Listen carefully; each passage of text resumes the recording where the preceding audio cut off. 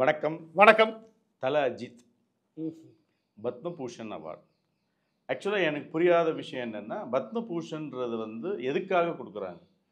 பொதுவாக நீங்கள் இப்படி சொல்லுங்க, பத்மபூஷன், பத்ம விபூஷன், பத்மஸ்ரீ, பாரத ரத்னா, இந்திய அரசால் கொடுக்கக்கூடிய 4 விருதுகள்ன்றது இந்த 4 தான். அது முதலாவது இடத்துல இருக்கிறது பாரத ரத்னா, 2வது இடத்துல இருக்கிறது பத்ம விபூஷன், 3வது இடத்துல இருக்கிறது பத்மபூஷன், 4வது பத்மஸ்ரீ.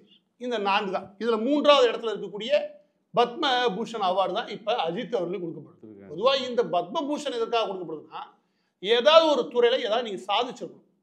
அந்த சாதனையின் அடிப்படையில் அந்த துறை சம்பந்தப்பட்ட நபர்கள் அவரை முன்னோடியாக வச்சு முன்னேறதுக்கோ, இல்லை அவருக்கு கொடுக்கக்கூடிய அங்கீகாரம்ன்றது அந்த துறை சம்பந்தப்பட்ட நபர்களுக்கு ஒரு ஊக்கமாகவோ அமையும். அப்படின்ற போது நீங்கள் எடுத்துக்காட்டுக்கு நீங்கள் ஒரு பால்வளத்துறையில் ஒரு பெரிய சாதனை பண்ணுறீங்க அப்படின்னு சொல்லிட்டு குணா அவர்களை கூப்பிட்டு பத்மபூஷன் கொடுத்தோம்னு வச்சுக்கோங்க, இந்தியா முழுவதும் இருக்கக்கூடிய நபர்கள் இந்த நபர் இந்த துறையில் சாதிச்சிருக்காரு, அவரை ஒரு ரோல் மாடலாக எடுத்து அவங்க அந்த துறை சம்பந்தப்பட்டவங்க நாமளும் இப்படி உழைக்கணும். அந்த துறை மட்டும் கிடையாது, பொதுவாக அந்த துறை சம்பந்தப்பட்ட ரிலேட்டடாக எல்லா துறை சம்பந்தமும் அவர் ஒரு ரோல் மாடலாக இருக்க முடியும். அப்படி தகுதியான நபர்களை தேர்வு செஞ்சு அதை ஸ்டேட் கமிட்டி முடிச்சதுக்கப்புறம் சென்ட்ரலுக்கு அனுப்புவாங்க. ஆளுநர் வழியாக அனுப்புகிறேன். அதுக்கப்புறம் சென்ட்ரல் என்ன பண்ணுவாங்கன்னா இதை ஷார்ட் லிஸ்ட் பண்ணி ரிலீஸ் பண்ணுவாங்க. எப்போவுமே ரிபப்ளிக் டே அன்னைக்கு தான் ரிலீஸ் பண்ணுவாங்க. ஜனவரி 26 தான் ரிலீஸ் பண்ணுவாங்க. அந்த வகையில் அஜித்குமார் அவர்களுக்கு இந்த முறை பத்மபூஷன் கிடைச்சிருக்கு. அவருக்கு வாழ்த்துக்கள் நிச்சயம். சரி, பத்மபூஷன்றது ஒரு துறையில் முதன்மையாக இருப்பவர்களுக்கு இவர் எந்த துறை, எப்படி நம்ம எப்படி புரிஞ்சுக்கிறதுன்னு நான் கேட்குறேன். எப்படி புரிஞ்சுக்கிறேன்னா, அவர் சினிமாவில் இருக்காரு. சினிமாவில் இருக்காரு. சினிமாவில் சிறந்த நடிகர் என்பதுக்காகவா? சிறந்த நடிப்பாரா எனக்கு தெரியாது. சிறந்த நடனமா தெரியல. இல்லை சண்டை காட்சிகள்லாம் இல்லை, நீங்க என்ன சொல்லணும், அவர் நல்லா நடிப்பாரா சொல்லுங்க. அப்போ நான் ஓகே புரிஞ்சுக்க முடியுது. அவர் நல்லா டான்ஸ் ஆடுவாரா? இல்லை இல்லை, நல்லா ஆட மாட்டார். ஒருவேளை நல்லா பைக் ஓட்டுவாரு, கார். அது கரெக்ட். பைக். ஆனா இது நடிகருக்கான அவார்டு இல்லையா? இல்லை, அதுதான் நான் கேட்குறேன். இப்போ நானே வந்து எப்படின்னா அதை பார்க்கும்போது பைக் ஓட்டி இப்போ 3வது இடத்துக்கு, கார் ஓட்டி வாங்கியிருக்காரு. 3வது இடத்துக்கு அது துபாய் அரசு தான் கொடுக்கணும். துபாயில் நடந்த கார் ரேஸ்ல அவரோட நிறுவனம் சம்பந்தப்பட்ட விருது வாங்கியிருக்காரு. அதற்காக வழங்கப்பட்டதல்ல. அதற்காக பத்மபூஷன் கொடுக்கல. அவருடைய நடிப்புத்துறை சம்பந்தப்பட்ட விஷயத்தில் அவருக்கு பத்மபூஷன் கொடுத்துருக்காங்க. இப்போ என்னோட கேள்வி என்னன்னா, திரைத்துறையில வந்து முதன்மை என்று சொல்ல முடியாது, முன்னணி ஹீரோ அவருக்கு வந்து சிறந்த நடனம், சண்டை காட்சி, இல்லை நடிப்பு, இந்த மாதிரி எதுவுமே குறிப்பிட்டு சொல்ற விதத்துல முதன்மைன்ற மாதிரி எந்த இடத்துலையுமே கிடையாது. எந்த இடத்துல அவர் செய்வார், ஆனால் முதன்மை இடத்துல அவர் இல்லைன்றது நம்ம எல்லாருக்குமே தெரிஞ்ச விஷயம். இன்னொரு விஷயம், அது நீங்கள் படத்து சம்மந்தமாக கொடுத்தாங்கன்னா படமே அவர் நடிக்கல சமீபமாக. அப்போ திரைத்துறை சம்பந்தப்பட்ட விஷயங்களில் முதன்மைன்ற இடத்துல அவர் இல்லாத போது அப்போ மக்களுடைய பார்வை எப்படி இருக்குன்னா, இது ஏதோ அரசியல் காரணத்துக்காக கொடுத்துருப்பாங்களோ அப்படின்ற மாதிரி புரிஞ்சுக்கலாமா? முதன்மையாக இருக்குன்னு அவசியம் கிடையாது. ஆனால் ஏதாவது அந்த துறையில் வலுவான நடிப்பு திறமை, ஏதாவது திறமை இருக்கணும் அந்த துறையில். அப்போ திறமையே இல்லாமல் கொடுத்தாங்க அப்படின்னு நம்ம 19 சொல்ல முடியாது. ஆனால் கொடுக்கப்பட்டதுக்கு பின்னாடி அரசியல் காரணம் இருக்கானா? இருக்கும். இயற்கையாக எல்லா கட்சிக்காரனும் அதான் பண்ணுறாங்க. எனவே அரசியல் காரணங்கள் இருக்கிறதுக்கான வாய்ப்புகள் உண்டு. அதாவது இதுக்கு முன்னாடியே ஒரு வருஷத்துக்கு முன்னாடி விஜய் அவர்கள் கட்சி ஆரம்பிச்ச நேரத்திலே சொல்லிட்டாங்க, ஒருவேளை விஜய் அவர்கள் மத்திய அரசுக்கு ஆதரவு போலன்னா அஜித்துக்கு கன்ஃபார்ம் அவார்டு அப்படின்னு அப்பயே போட்டாங்க ட்விட்டரில். ஒருவேளை அப்படி சொல்லும் போது அந்த கணிப்பு இப்போ நடந்துச்சு வச்சுக்கோங்க, அப்போ அரசியலில் ஏதோ ஒரு லாப நோக்கத்தோடு செய்கிறாங்க அப்படின்ற ஒரு குற்றச்சாட்டு எழதான் செய்யும். எனவே அஜித் அவர்களுக்கு கொடுக்கப்பட்டதில் அரசியல் ஒரு முக்கிய காரணமாக இருக்கா அப்படின்ற குற்றச்சாட்டு எழும். அது நியாயமான குற்றச்சாட்டு தான். ஆனால் அதையும் தாண்டி அவருக்கு கொடுத்துருக்காங்க, ஒரு நல்ல விஷயம் நடந்திருக்கு, அவருக்கு வாழ்த்துட்டு போவோமே, போட்டு உட்காந்து ஆய்வு பண்ண வேணாமே அப்படின்றது என்னுடைய வேண்டுகோள். இப்போ அடுத்த கேள்வி, வேங்கை வயல் சம்பவத்தில் ஒரு அறிக்கை வந்திருக்கு. அந்த அறிக்கை சம்பந்தமாக திருமாவளவனும் சரி, ரஞ்சித்தும் சரி ரொம்ப ஒரு ஆவேசமாக என்ன பேசுகிறாங்கன்னா, நம்ம தமிழக அரசை எதிர்த்து பேசுகிற மாதிரி ஒரு அறிக்கை பேசுகிறேன். என்ன சொல்லுவார்? வேங்கை வயல் விவகாரத்தை பொறுத்த வரைக்கும் முதலாவது இருக்கக்கூடிய பிரச்சனை என்ன, தாமதம். பெரிய அளவு தாமதமாக இருக்குன்றாங்க. இப்போ அறிக்கை வந்ததுக்கு முன்னாடியே நீங்கள் கவனிச்சிங்கன்னா, அறிக்கை வர்றதுக்கு முன்னாடி இது சிபிசிஐடிக்கு போகணும் திருமாவளவன் தான் பேசியிருப்பார். சிபிசிஐடியில் ஒப்படைச்சிட்டாங்க அப்படின்னு சொல்லி பாராட்டு தெரிவிச்சது ரஞ்சித் போன்றவர்கள்லாம். இப்போ சிபிசிஐடிக்கு போயிடுச்சு, ஒரு நபர் ஆணையம் விசாரிக்குது, எல்லாமே முடிஞ்சு அறிக்கையை சப்மிட் பண்ணுறான்னு வச்சுக்கோங்க. இந்த அறிக்கையின் மீது நீங்கள் ஒரு நியாயமான குற்றச்சாட்டுகளை உருவாக்க முடியும், தப்பு கிடையாது. அந்த அறிக்கையே முழுமையாக தீர்ப்பாகாது. ஒரு முழு புலனாய்வு விசாரணையை முடிச்சிருக்காங்க. அந்த புலனாய்வு விசாரணையின் அடிப்படையில் அந்த வேங்கவேல் விவகாரத்தில் என்ன சொல்கிறாங்கன்னா யாரும் காது கொடுத்து கேட்கவே இல்லை. அது ரொம்ப தெளிவாக சொல்லக்கூடிய விஷயம். அந்த ஒட்டுமொத்த அறிக்கையில் தெளிவாக சொல்லக்கூடிய விஷயம் என்ன அப்படின்னா, சுமார் 300க்கும் மேற்பட்ட சாட்சிகளை அவங்க விசாரணை பண்ணியிருக்காங்க. 196க்கும் மேற்பட்டவற்றை விசாரணையை மேற்கொண்டிருக்காங்க. அதாவது சாட்சிகள் வேற, விசாரணைகள் வேற. விசாரணை பண்ணியிருக்காங்க. சுமார் 190க்கும் மேற்பட்ட மொபைல் போனை கைப்பற்றி அதில் இருக்கக்கூடிய டேட்டாவெல்லாம் அழிக்கப்பட்ட டேட்டாவையும் சேர்த்து ரிசர்ச் பண்ணியிருக்காங்க. அதோட சேர்த்து சுமார் 30க்கும் மேற்பட்டோர்கிட்ட டிஎன்ஏ டெஸ்ட் எடுத்திருக்காங்க. இந்த டிஎன்ஏ டெஸ்ட் எதெல்லாம் எடுக்க வேண்டியதுன்னா அது மலம் சம்பந்தப்பட்ட விஷயம். எனவே அதில் டிஎன்ஏ டெஸ்ட் எடுக்க வேண்டியது அவசியம் இருக்கு. எனவே அதில் டிஎன்ஏ டெஸ்ட் எடுத்திருக்காங்க. இதில் மிக கவனிக்க வேண்டிய விஷயம் என்ன அப்படின்னா, எதையும் தவற விடலை அப்படின்றத நம்ம பாராட்ட வேண்டிய விஷயம் என்னன்னா, சும்மா 80க்கும் மேற்பட்ட டவர் இருக்கு இல்லையா, அது மொபைல் டவர்ஸ், அந்த டவருக்கு கீழே வரக்கூடிய முக்கியமான செல்போன் இருக்குல்ல, இது எல்லா உரையாடலுமே எடுத்திருக்காங்க. இது எல்லாத்தையும் எடுத்து ஒரு ஆய்வு பண்றோம் வச்சுக்கோங்க, ஒரு இயற்கையான காலதாமதம் ஏற்படும். ஏன்னு கேள்வி. ஏன்னா நீங்க இப்ப டவர் எடுத்துட்டீங்க, டவர்ல நீங்க உங்களுடைய சம்பந்தப்பட்ட அந்த கால் ஹிஸ்டரி இருக்கு இல்லையா, அதை எடுக்க முடியும், அது உடனே கிடைச்சிடும் வச்சுக்கோங்க. ஆனா என்ன பேசுனாங்க, பேசப்பட்ட விவரம் எல்லாம் ஸ்டோரேஜ் ஆயிருக்குல்ல, இது 90 நாள் நினைக்கிறேன், அந்த அளவுக்கு ஸ்டோர் பண்ணி வைப்பாங்க எந்த டெலிகாம் ப்ரைவேட்டர்ஸும். அதை எடுத்து இவங்க ஆய்வு போகணும். சந்தேகிக்கக்கூடிய இந்த மொபைல் நம்பருக்கு எடுக்கணும்னு வச்சுக்கோங்க, அது கோர்ட்டோட லீகல் ஆர்டர் கொடுத்து நம்ம எடுக்கணும். அப்போ இத்தனை ஃபோனுக்கு நீங்கள் எடுத்தீங்கன்னு வச்சுக்கோங்க, எத்தனை ப்ரொவைடர் வருவாங்க.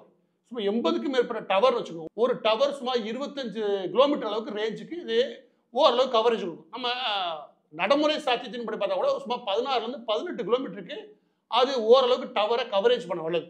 அப்போ இத்தனை டவர்னும் போது நீங்கள் வேங்கவைகளை சுற்றி இருக்கக்கூடிய பரப்பளவு காமிச்சுக்கோங்க, சுமார் எனக்கு தெரிஞ்சு 18லேருந்து 20 கிலோமீட்டர் பரப்பளவில் சுமார் 30 கிலோமீட்டர் போயிருப்பாங்க. அந்த பரப்பளவில் இருக்கக்கூடிய எல்லா டவரையும் எடுத்து இவங்க ஆய்வு பண்ணியிருக்காங்க. ஸோ ஆய்வு தெளிவாக்க சொல்கிறாங்க. இந்த ஆய்வு அறிக்கையில் இறுதியாக என்ன முடிவுக்கு வராங்க அப்படின்றதான் நீங்கள் கவனம் பார்க்கணும். அதனுடைய பஞ்சாயத்து தலைவராக இருக்கக்கூடிய பத்மா முத்தையா, அவங்களுடைய கணவர் முத்தையான் மீது பழி வாங்கும் நோக்கத்தோட இது நடந்திருக்கு. அது முழுக்க முழுக்க லோக்கல் அதை சண்டை போட்டுக்குவாங்கல்ல, அந்த மாதிரியான ஒரு சச்சரவு தான் தவிர அதுக்கு பழி வாங்க அவங்க பேர் மீது அவதூறு பரப்புறதுக்காக செய்யப்பட்டதை ஒழிய இதில் ஜாதி பின்புலம் இல்லைன்னு ஒரு முடிவுக்கு வராங்க. இந்த அறிக்கையின்படி இந்த தீர்ப்பு வரும். இந்த அறிக்கையின்படி அதாவது பத்மா முத்தையா அவர்கள் பஞ்சாயத்து தலைவர் இருக்கும்போது சண்முகம்ன்றவரை பதவி நீக்கம் பண்றாங்க. அவர் அந்த குடிநீர் இருக்கு இல்லையா, குடி தொட்டிக்கான ஆப்ரேட்டர். இதுக்கு அடுத்து முரளின்ற நபர் இந்த அவதூறை பரப்புறாரு. என்னது, அந்த தண்ணியில ஏதோ ஸ்மெல் அடிக்குது, நாறுது அப்படின்னு சொல்லி பரப்புறாரு. அது பொய்யான செய்தியா இருக்கு. பின்னாடி இந்த சம்பவத்தை நிகழ்த்துறாங்க 2 பேர். அதாவது இந்த அறிக்கை சொல்லுவாங்க, ஒருத்தர் முத்துகிருஷ்ணன், இன்னொருத்தர் நபர் சுதர்சன். இந்த 2 பேர் வராங்க. எனவே இந்த 3 பேர் தான் குற்றவாளிகள், மிக முக்கியமான குற்றவாளிகள் 2 பேர். சுதர்சன், அதுக்கப்புறம் முத்துகிருஷ்ணன். இந்த 2 பேரும் இந்த செயலை செஞ்சவங்க, இந்த குற்ற செயலை செஞ்சவங்க. இதுல கவனிக்க வேண்டியது, மேல அது நீக்கப்பட்டாங்களே அந்த ஆபரேட்டர், அவர் வேற சமூகம். இவங்க யாரு, பத்மா முத்தையா இருக்காங்க, வேற சமூகம். இந்த 3 நபர்களும் பட்டியல சமூகத்தை சேர்ந்தவங்க. இவங்க யாருக்கு ஆதரவா செஞ்சிருக்காங்க, சமூகத்துக்கு ஆதரவா. எனவே இது ஜாதிய பிரச்சனைனால உருவாக்கப்பட்டது அல்ல அப்படின்ற ஒரு அறிக்கையில் உள்ள கொண்டு வரான்னு வச்சுக்கோங்க. இன்னொரு பக்கத்து ஃபீல்டில் போய் நம்ம ஆய்வு பண்ண வரைக்கும் அந்த இடத்துல பெரிய லெவலில் ஜாதிய மோதல்கள் கிடையாது, ஜாதிய பிளவுகளும் கிடையாது. எனவே இந்த ஒட்டுமொத்த புலனாய்வு அறிக்கை இருக்கு இல்லையா, இது சொல்லக்கூடிய விஷயம் என்ன அப்படின்னா, இது ஜாதிய மோதல் அல்ல, இது முழுக்க முழுக்க பழிவாங்கும் நோக்கத்தோட 2 பேர் சேர்ந்துக்கிட்டு பண்ண வேலையை தவிர வேற எதுவும் இல்லைன்றது முடிவுக்கு வந்திருக்காங்க. அதுக்கான குற்றவாளிகளையும் கண்டுபிடிச்சிருக்காங்க. இதுக்கு தடயங்கள் கொடுத்துருக்காங்க, ஆதாரங்கள் கொடுத்துருக்காங்க, ஆய்வுகள் பண்ணியிருக்காங்க, ரெக்கார்டு வச்சிருக்காங்க. அதோட சேர்த்து ஒரு ஆடியோவை லீக் பண்ணி விட்டாச்சு. இப்போ கடந்த 2 வருஷமா இந்த பிரச்சனை தமிழகம் முழுவதும் பெரிய பிரச்சனையா பேசிட்டு இருந்தாங்க. ஜாதி பிரச்சனை தான் சொல்லிட்டு. அப்போ இந்த அரசியல்வாதிகள் ஒரு விஷயத்துக்கு ஒரு தீர்ப்போ ஒரு அறிக்கையோ வருவதுக்கு முன்னாடியே இது ஜாதி பிரச்சனை தான் அப்படின்ற ஒரு முடிவுக்கு வர்றதுனால, நீங்க சொல்ற நல்ல கேள்வி. அதுக்கு முன்னாடியே தீர்ப்பு எழுதுறாங்க. இந்த தீர்ப்பு எழுதிட்டு தான் அதுக்கப்புறம் விசாரணை ஆரம்பிக்குது. நாங்க சொல்ற மாதிரி தீர்ப்பு வரணும், வரலன்னு வச்சுக்கோங்க, அப்ப அது ஏதோ பிரச்சனை இருக்கு, அப்ப அதை நாங்க ஏத்துக்க மாட்டோம். அப்படின்னா இந்த அறிக்கையை பொறுத்த வரைக்கும் முழுமையா புலனாய்வு விசாரணை முடிச்சு அறிக்கை கொடுத்துட்டாங்க. திருமாவளவன் இதுக்கு பாராட்டு தெரிவிச்சிருக்காரு. கேட்டா பாராட்டு தெரிவிச்சிருக்காரு. சிபிசிஐடி விசாரணைக்கு பாராட்டு தெரிவிச்சாரா இல்லையா? ஆமாம். பாரஞ்சித் வரைவு தெரிவிச்சாரா இல்லையா? தெரிவிச்சாங்க. இவங்க 2 பேரும் செஞ்சுட்டு அறிக்கை வந்ததுக்கு அப்புறம் ஐயோ இதை சிபிஐக்கு மாத்துக்குங்கன்னா அப்ப இவங்களுக்கு ஒரு எதிர்பார்ப்பு இருக்கு. அதுல ஒரு தீர்ப்பு இவங்க எதிர்பார்க்கறாங்க. அந்த தீர்ப்பு வரலையா, அப்ப நம்ம எதிர்த்து பேசுவோம். அதுதான் எனக்கு ஒண்ணு. இப்போ சிபிஐக்கு மாறணும்ன்றாரு. இதே திருமாவளவன் பாராளுமன்றத்தில் பேசும்போது சிபிஐ மேல நம்பிக்கை கிடையாதுன்ற மாதிரி ஒரு பேச்சு பேசியிருக்காரு. இப்போ என்னன்றாரு, சிபிஐ சைட்லேருந்து சிபிஐக்கு மாற்றணுன்றாரு. அப்போ நான் என்ன கேட்குறேன்னா, இவங்க இந்த அளவுக்கு விசாரணை பண்ணாங்களே சிபிசிஐடி, கிட்டத்தட்ட 400 பேருக்கு மேலே சாட்சி, இவ்வளோ விசாரணை பண்ணுறதுக்கு பதில் ரஞ்சித்தையும் திருமாவளவனையும் கூப்பிட்டு யார் குற்றவாளி நாங்க இதெல்லாம் அப்படிதான் செய்யணும் போல இருக்கு. ஏன்னா இவங்க எதிர்பார்க்குற தீர்ப்பு வரலன்னா நீங்க பண்ணது அத்தனையும் வேஸ்ட், நீங்க வேற யாருக்குன்னா மாத்துங்கன்றது வந்து எந்த கோணத்துல நம்ம புரிஞ்சுக்க முடியுது? எந்த கோணத்துல புரிஞ்சுக்க முடியுது அப்படின்னா, நீங்க அதிகமா ஜாதி கட்டிருக்கு, ம். எங்கள்கிட்ட ஜாதி அடர்த்தி இருக்கு, ம். நாங்க சொல்றோம் தீர்ப்பா வரணும், நாங்க சொல்ற தீர்ப்பா வரலன்னா நாங்க அதில் பிரச்சனை பண்ணுவோம். இப்போ என்ன ஆயிடுச்சு, இதெல்லாம் ஒரு விளைவு கேளுங்க. என்ன ஆகுது அப்படின்னா, நீங்க ஒரு உண்மையை இங்க சொல்ல தேவையில்லை, உண்மையை சொல்ல தேவையில்லை. ஒரு அரசியல் கட்சி ஜாதி ரீதியா பரப்புனால அதை நீ ஏத்துக்கணும்னா நீங்க அரசியலை விட்டுருக்க, அந்த லோக்கல் இருக்கிற மக்களுக்குள்ள எவ்வளவு பெரிய பிளவை உருவாக்குறீங்க. இன்னைக்கு அவங்க எவ்வளவு பெரிய வெக்ஸா இருப்பாங்க. நேற்று வரைக்கும் அண்ணன் தம்பியா பழகிருந்தவங்களே என்ன ஆகும், இவங்கெல்லாம் சேர்ந்து கட்டம் கட்டி இந்த மாதிரி பண்றாங்கன்னு ஒரு பிளவு ஏற்படாது. நான் இன்னும் தீர்ப்பு வந்துச்சு நான் சொல்லலை, தீர்ப்பு வரட்டும். ஆனா இந்த அறிக்கையை ஏத்துக்க மாட்டோம்னு வரும்போது இப்ப இருக்கிறது ஒரே ஒரு அறிக்கை. அப்ப நீங்க யாரையா சொல்லுங்க, அப்ப முத்தையா சொல்றாங்க. அப்ப ஆதாரம் கீதா எல்லாம் சப்மிட் பண்ண வேண்டியது நமக்கு அவசியம் இருக்குல்ல. எல்லாத்தையும் செய்ய விட திமுக கவர்மெண்ட் தானே. அப்ப அதை எதிர்த்து ஏதாவது பேசுங்க. திமுக கவர்மெண்ட் முத்தியான்ற நபர் தப்பிக்க வச்சது எப்படி, அதை ஆய்வு பண்ணி தெளிவா சொல்லுங்க. அது எதையும் இல்லாம முழு புலனாய்வு விசாரணை வந்திருக்குது, அதை வந்து குற்றச்சாட்டு பண்ணிட்டு நீங்க வேறொரு கோணத்துல கொண்டு போறீங்க. எப்படி நாங்க சொன்ன மாதிரி ஒரு அறிக்கை வரணும், வரலைன்னா நாங்க மாத்தி பேசுவோம், அப்படித்தானே? இதே அறிக்கை நான் ஒரு பேச்சு சொல்றேன், இதே அறிக்கை பட்டியல் சமூக மக்கள் இல்லாம 3 நபர்கள் அங்கே வேறொரு சமூகத்தினர் வச்சுக்கோங்க, என்ன ஆயிருக்கும்? இன்னும் அவ்வளவுதான். அப்ப உங்களுக்கு அங்கதான் தேவைப்படுது. நீங்க அரசியல் பண்றதுக்கு மக்களை பிளவுபடுத்துறீங்க. நான் திரும்ப சொல்றேன், ஜாதிய பிளவுகளை தீவிரப்படுத்துறாரு திருமாவளவன். பாரஞ்சித் போடுறது திருமாவளவன் விடுறது பாரஞ்சித்து ஒரு கும்பல் இருந்தாங்க. அவன் 24 மணி நேரம் தூவம் போட்டுக்கிட்டே இருக்கானுங்க. அவங்க பொழப்பு நடத்துறதுக்கு இங்க ஜாதி மோதல்களையும் ஜாதி விஷயம் திணிச்சுக்கிட்டே இருக்கானுங்க. எதுவுமே கிடைக்கலையா, வரலாறுக்கு பேராயி அதையா தோண்டியாவது ஜாதியை பேசுவோம் அப்படின்னு. நான் என்ன சொல்றேன், இது சுமூகமான நிலைமையை உருவாக்காது. ஒரு நல்ல சமூகத்துல, அதாவது ஒன்றுபட்டு நிற்க வேண்டிய ஒரு சமூகத்துல நீங்க என்ன பண்றீங்கன்னா வெறியை உருவாக்குறீங்க. ஒரு பக்கத்து அவனுக்கு பழசு சொல்லி வெறியேற்றது மட்டும் இல்லாம இன்னொரு பக்கத்து இதே எடுத்து இருக்காங்க வேற வேலை இல்லாம. அப்படி இந்த மாதிரி சம்பவம் வரும்போது அவங்களுக்கும் ஒரு வெறுப்பு வந்துடுது. அப்போ மக்களை பிளவுபடுத்துறது யாரு? இந்த மாதிரி கும்பல் தான். நான் அகைன் சொல்றேன், இந்த மாதிரி சம்பவங்கள்ல எவன் ஜாதியை தூக்கிட்டு வரணும் அந்த மக்கள் ஒட்டு மொத்தமும் புறக்கணிக்கும். இது தீர்ப்பு வர வரைக்கும் காத்திருக்கும். எந்த ஒரு விஷயத்துக்கும் உடனடியாக ஜாதி தாங்க காரணம் அப்படின்னு வந்து நிற்காம கொஞ்சம் நீதிமன்ற அணுகுமுறைக்கும் அதனுடைய நீதி விசாரணைக்கும் கொஞ்சம் நம்ம பொறுமையா காக்கிறது நல்லது. இப்ப சிபிஐக்கு மாற்ற சொல்றீங்களா, மாத்துங்க, நான் வேணாம் சொல்ல. ஆனா அதெல்லாம் என்ன நடக்க நினைக்கிறீங்க? இதனுடைய காலதாமதம் நியாயம்னு சொல்றீங்க. ஒருவேளை வந்து இந்த மாதிரி சம்பவத்துக்கு இந்த மாதிரி குற்றவாளி தான் தெரிஞ்சதுனால அரசியல் காரணத்துக்காக காலதாமதம் செஞ்சு கூட இருக்கலாம். நல்ல கேள்விதான். திமுக பண்ணாலும் பண்ணிருக்கோம். இது இப்படிதான் வரப்போகுது தெரியாம இருக்கும். மேல இடத்துல தெரிஞ்சிருக்கும். அது வெளியில திருமாவளவன் போன்றவர்கள் டிஸ்கஸ் பண்ணாம இருப்பாங்க, இப்படிதான் வந்திருக்கு அப்படின்னு. அப்ப என்ன பண்ணுங்கன்னா, நம்ம இது அரசியல தப்பிக்கணும், நீங்க எதிர்த்துருங்க. எப்படி திருமாவளவன் நீங்க எதிர்த்துருங்க, நாங்க அறிக்கையை கொடுத்தோம். எப்படி 2 கேம் திமுகவுக்கு அந்த ஓட்டு போகாம இருக்கும், எதிர்ப்பு ஓட்டு. ஜாதி ஓட்ட குறையாத அளவுக்கு திருமாவளவன் பாத்துக்குவாரு. திமுக கேம பாருங்க. அந்த அறிக்கையை கொடுத்துட்டு இந்த ஜாதி ஓட்டை திருப்திப்படுத்துறதுக்கு திருமாவளவனை பயன்படுத்திட்டாங்க. அந்த அறிக்கையை கொடுத்து எதிர்த்து போய் பயன்படுத்தியாச்சு. இவன் எவ்வளவு பெரிய மோசமா விளையாடுறான். இப்ப அதை தாண்டி என்ன சொல்றான் திருமாவளவன்ட்ட, சிபிசி எது நீ என்ன சொல்லணும், திமுக அரசின் மீது எனக்கு நம்பிக்கையில பேசு. நேற்று அப்படிலாம் பேசியிருந்த, அப்ப இன்னைக்கு என்ன சொல்ல, திமுக அரசின் மீது நம்பிக்கையில சொல்லாம சிபிசிஐடி விசாரிக்கணும், சிபிஐ கொண்டு போனாங்க. அதாவது என்ன பிளான்னா, திமுக கூட்டணிக்கிற பிளான்னா, இந்த ஒட்டுமொத்த கேஸ் தூக்கி பெற வேண்டும்னா மத்திய ஸ்டைல போட்டுருவோம், அது விசாரிக்கட்டும், அதை வச்சு நம்ம நாளைக்கு அரசியல் பிடிக்கலாம். இப்போதைக்கு நம்ம தலைவலி போகட்டும் இப்படின்றதான் முடிவு.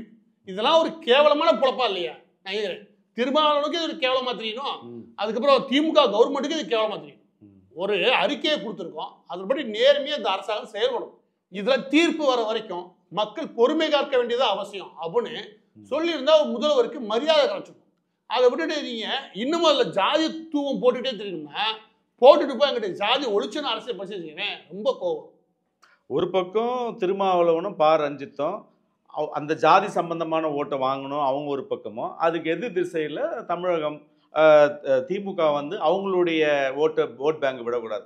இது ரெண்டுமே நாடகன்ற ஆங்கிள் தான் பார்க்கணும். நாடகமாகவும் இருக்கலாம், இல்ல ஒருவேளை அவங்க சொல்லபடி இல்ல சிபிசிஐடி விசாரிக்கும் போது ஏகப்பட்ட பிள்ளைகள் இருக்குது, ஏகப்பட்ட தவறுகள் இருக்குது. அந்த லோக்கல் இருக்கக்கூடிய மக்கள் சொல்றாங்க சில குற்றச்சாட்டுகள், அந்த குற்றச்சாட்டுகளை மறுக்க கூடாது, மறுக்க வேணாம். நீங்க சிபிஐ கூட மாட்டுங்க, ஆனா மறுக்கும் போது ஆதாரம் தேவை. நான் சொல்றேன், இதை நீங்க மீண்டும் விசாரணை பண்ணுங்க. தீர்ப்பு வந்ததுக்கு அப்புறம் கூட விசாரணை பண்ணுங்க நான் சொல்றேன். தீர்ப்பு வந்ததுக்கு அப்புறம் கூட நீங்க மேல்முறையீடுக்கு போங்க. நான் தப்பு சொல்ல வரல, ஏன்னா அது எல்லாமே ஜனநாயக உரிமை. ஆனா தீர்ப்பு இப்படிதான் வரணும்னு ஒரு பிரஷரும், தீர்ப்பு இப்படி வந்தா இப்படி பேசுவேன்றது பிரஷரும், இதெல்லாம் ஜாதி ரீதியா மட்டுமே கண்ணோட்டமா இருந்துச்சுன்னா சமூகத்துக்கு நல்லதுன்னு நான் சொல்றேன். இன்னைக்கு வந்து ஒரு புலனாய்வு அறிக்கை, அந்த அறிக்கை வந்திருக்கு, அந்த அடிப்படையில் தீர்ப்பு என்ன ஆகுதுன்னு நம்ம பார்ப்போம். ஆனா இன்னைக்கு ஒரு அறிக்கை வந்திருக்குது, அந்த அறிக்கை இப்படிதான் வரணும், எங்க இருந்து அழுத்தம் கொடுக்குறீங்க, தப்பு. அதே மாதிரி இந்த அறிக்கை தவறு இருக்குன்னா அதுக்கு ஆதார அடிப்படையில் எடுத்துட்டு போங்க, அதை மறுத்துட்டு கூட போங்க. ஆனா அதையும் ஜாதி ரீதியா மறுப்போம்னா அதுவும் தப்பு. நீ திரும்பவும் இந்த விசாரணையை துரிதப்படுத்தணும். எது இந்த புலனாய்வு விசாரணை மறுத்துட்டு முதல்ல கூட ஆரம்பிங்க. ஆனா அப்பவும் அதுக்கு ஜாதி அழுத்தம் கூடாது.